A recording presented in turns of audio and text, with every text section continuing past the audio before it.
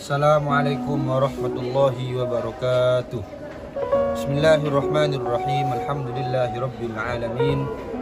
Allahumma shalli ala sayidina Muhammadin miftahi babi rahmatillah adada ma fi ilmillah salatan wa salaman daimaini bidawami mulkillah wa ala alihi wa sahbihi ajma'in. Para hadirin via online ataupun via offline yang kami hormati dan yang kami cintai, di sini kita sekarang akan membahas betapa pentingnya amal meskipun itu sedikit, meskipun itu kecil ketika dianggap oleh kita kecil, tapi itu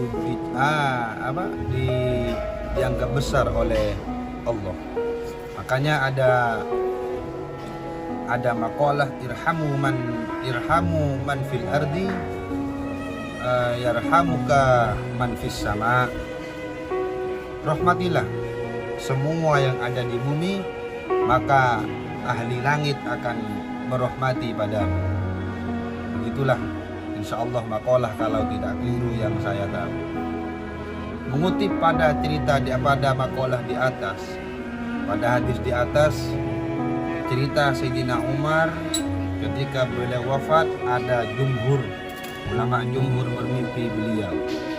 Lalu ulama jumhur bertanya pada beliau, "Ya Sayyidina Umar, apa yang Allah lakukan padamu Sayyidina Umar?" Sayyidina Umar menjawab, "Allah mengampuni semua dosa-dosaku." Gara-gara apa Sayyidina Umar Allah mengampuni semua dosa-dosamu? Apa karena zuhudmu? Apa karena ketegasanmu? Apa karena keadilanmu? Apa karena kealimanmu?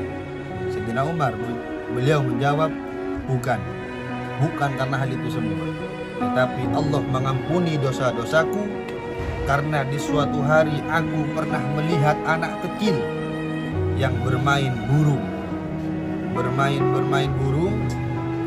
Lalu Sayyidina Umar melihat pada anak kecil tadi yang bermain burung.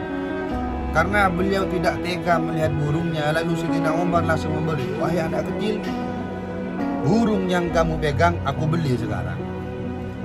Karena namanya anak kecil, dia bahagia ketika diberi uang. Lalu burungnya tidak dibuat mainan, tidak dipelihara, tidak, langsung dibebaskan sama Sayyidina Umar. Gara-gara hal itulah Sayyidina Umar dimaafkan oleh Allah. Itu mengapa betapa pentingnya amal meskipun itu kecil. Bahkan yang kita ketahui lagi, yang cerita masyhurnya Imam Ghazali radhiyallahu an mengarang kitab Ihya Ulumuddin, yang mana beliau sama ketika wafat ada orang mimpi. Beliau semua dosa-dosanya, semua amalnya diterima. Gara-gara apa? Bukan karena gara-gara beliau ngarang kitab, bukan karena ibadah beliau, bukan. Akan tetapi karena ketika beliau mengarang kitab ada lalat yang hinggap di tinta beliau. Lalu sama Imam Ghazali dilepaskan. Gara-gara itulah Imam Ghazali semua karangan kitabnya diterima oleh Allah. Akan tetapi dalam cerita ini kita tidak boleh berpikiran buat apa kita sholat, buat apa kita ibadah yang lain, cukup mengerjakan yang kecil saja kita sudah diampuni dosanya. Tidak begitu. Ini menerangkan tidak boleh meremehkan amal yang kecil, sekecil apapun itu amal tidak boleh kita remehkan, termasuk dosa yang kecil.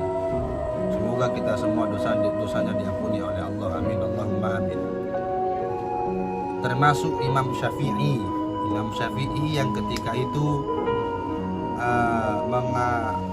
pernah di suatu hari Imam Syafi'i itu membeli. Padahal kalau menurut fikihnya ketika orang beli nyoba itu tidak apa-apa. Akan tetapi kezuhudan Imam Syafi'i itulah yang membuat Imam Syafi'i ragu. Padahal jelas-jelas halal gitu. Makanya diterangkan di syairnya Abu Nawas.